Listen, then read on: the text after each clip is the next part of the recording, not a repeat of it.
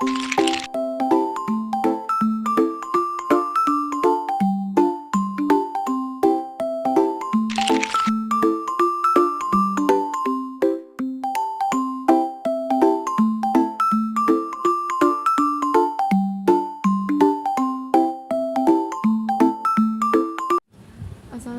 warahmatullahi wabarakatuh. Perkenalkan, saya Bella Rustina dari kelas R1C dengan NPM 2024-21500-143. Di sini saya akan menjelaskan tentang konsep HAM dan demokrasi kepemimpinan dalam HAM. HAM adalah singkatan dari Hak Asasi Manusia. Ini merujuk pada hak-hak dasar yang dimiliki oleh setiap individu sebagai manusia, tanpa memandang ras, agama, jenis kelamin, kewarganegaraan, atau latar belakang lainnya. Hak ini mencakup berbagai aspek kehidupan seperti hak untuk hidup, hak atas kebebasan untuk berpendapat, hak untuk mendapatkan pendidikan, hak untuk perlindungan dari penyiksaan dan perlakuan yang tidak manusiawi, serta hak untuk berpartisipasi dalam kehidupan politik dan sosial. HAM biasanya dibagi menjadi dua kategori besar. Yang pertama itu ada hak sipil dan politik. Ini termasuk hak untuk hidup, kebebasan berpendapat, hak untuk memilih dan dipilih dalam pemilihan umum, hak atas perlindungan hukum, dan hak untuk mendapatkan perlindungan dari tindakan sewenang-wenang oleh negara. Yang kedua, ada hak ekonomi, sosial, dan budaya. Hak ini mencakup atas pendidikan, kesehatan, pekerjaan yang layak, kondisi hidup yang memadai, dan hak untuk berpartisipasi dalam kehidupan budaya. Selanjutnya ada demokrasi. Demokrasi adalah suatu bentuk pemerintahan di mana kekuasaan politik dijadikan oleh rakyat. Tujuan utama demokrasi adalah berpartisipasi aktif masyarakat dalam pengambilan keputusan yang mempengaruhi kehidupannya. Ada beberapa prinsip utama dalam sistem demokrasi. Yang pertama ada kedaulatan. Kedaulatan yaitu adalah kekuasaan tertinggi yang berada di tangan rakyat dari pemerintah bertindak atas nama dan kepentingan rakyat. 2. Pemilu umum. Pemimpin dan wakil rakyat dipilih melalui pemilu langsung dan bebas di mana semua warga negara mempunyai hak untuk memilih. Yang ketiga, kebebasan berbicara dan pers. Warga negara berhak mengutarakan pendapatnya dan media massa bebas memberitakan tanpa campur tangan pemerintah. 4. Pemerintahan terbuka. Pemerintah harus transparan dalam kegiatan dan bertanggung jawab kepada rakyat. Perlindungan hak asasi manusia. Hak asasi manusia seperti kebebasan berbicara, beragama, dan berserikat dilindungi oleh undang-undang. Ada berbagai bentuk demokrasi termasuk demokrasi langsung di mana masyarakat membuat keputusan secara langsung, dan demokrasi perwakilan di mana masyarakat memilih perwakilan untuk mengambil keputusan bagi mereka. Setiap negara dapat mengadaptasi prinsip demokrasi sesuai dengan konteks budaya dan sejarahnya. Hak asasi manusia di Indonesia bersumber dan bermuara pada Pancasila, yang berarti hak asasi manusia mendapat jaminan kuat dari falsafah bangsa yakni Pancasila. Bermuara pada Pancasila dimaksudkan bahwa pelaksanaan hak asasi manusia harus mengikuti garis yang telah ditentukan dalam falsafah Pancasila. Hak asasi manusia dan kebebasan dasar adalah hak yang diberikan Tuhan kepada manusia dan harus dilindungi, dihormati, dan ditegakkan untuk meningkatkan martabat kemanusiaan, kesejahteraan, kebahagiaan, dan kecerdasan serta keadilan.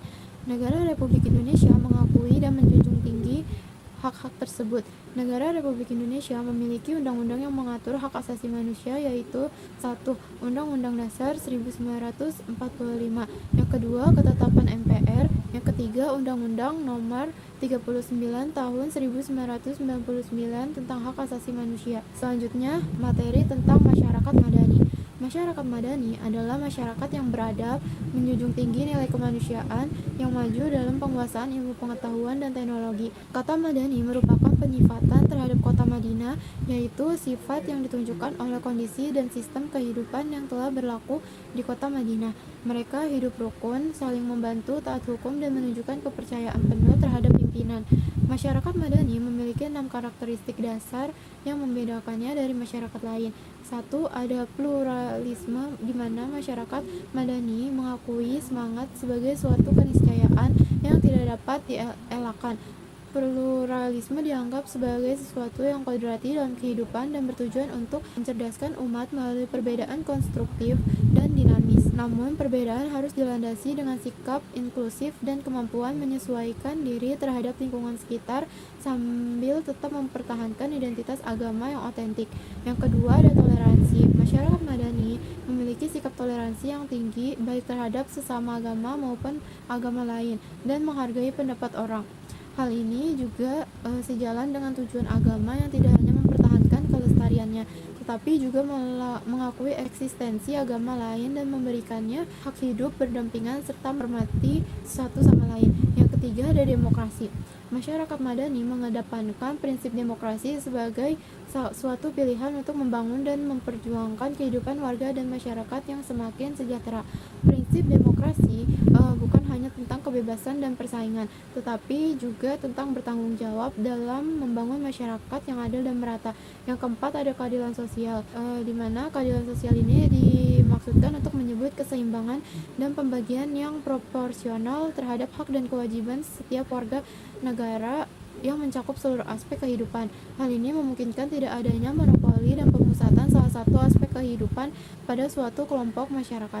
Secara esensial, masyarakat memiliki hak yang sama dalam memperoleh kebijakan yang diterapkan oleh pemerintah atau penguasa. Yang kelima ada partisipasi sosial. Partisipasi sosial yaitu partisipasi masyarakat yang benar bersih dari rekayasa, intimidasi ataupun intervensi penguasa atau pihak lain, sehingga masyarakat memiliki kedewasaan atau kemandirian berpolitik yang bertanggung jawab. Yang terakhir ada supremasi hukum. Supremasi hukum yaitu upaya untuk memberikan jaminan terciptanya keadilan yang harus diposisikan secara netral, artinya tidak ada pengecualian untuk memperoleh kebenaran di atas hukum. Selanjutnya ada ciri-ciri masyarakat Madani. Adapun ciri-ciri dari masyarakat Madani diantaranya adalah sebagai berikut. 1. Memiliki kemandirian, keswadayaan, serta kedaulatan dari warga atau masyarakat sebagai suatu kekuatan yang dapat mengontrol kekuasaan negara. 2. Memiliki seperangkat nilai serta norma aturan bersama untuk dipatuhi oleh masyarakat. 3. Terdapat gerakan perlindungan hak warga negara, konsumen, kaum minoritas, dan korban kekerasan. 4. Terdapat perkumpulan yang berbasis agama, suku, budaya yang membela hak-hak bersama.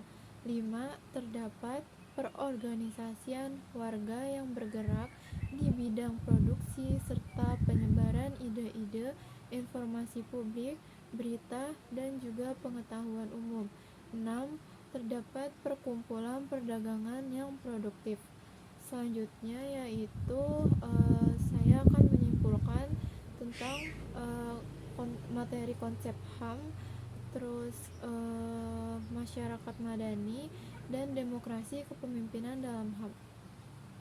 Jadi kesimpulannya itu HAM atau hak asasi manusia dan demokrasi dalam Islam sering dianggap saling terkait, namun juga memiliki ciri khasnya masing-masing.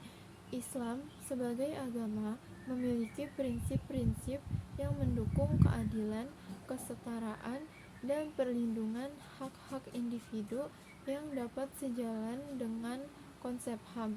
Misalnya, ajaran Islam mendorong perlindungan terhadap hak dasar seperti hidup, hak atas kebebasan, dan hak akan mendapat perlakuan yang adil. Dan dengan terciptanya masyarakat Madani ini, tentu kita akan terhindar dari konflik yang muncul karena adanya perbedaan yang tidak dihargai dan dihormati masyarakat. Masyarakat Madani adalah masyarakat yang beradab serta menjunjung tinggi nilai kemanusiaan, demokratis, dan juga maju serta menguasai teknologi dan ilmu pengetahuan.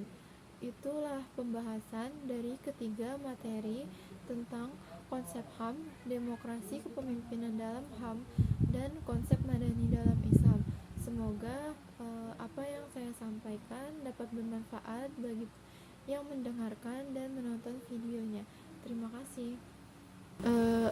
Demikian materi tentang konsep HAM, demokrasi kepemimpinan dalam HAM, dan konsep Madani dalam Islam. Saya Mila Gusina mengucapkan terima kasih. Assalamualaikum warahmatullahi wabarakatuh.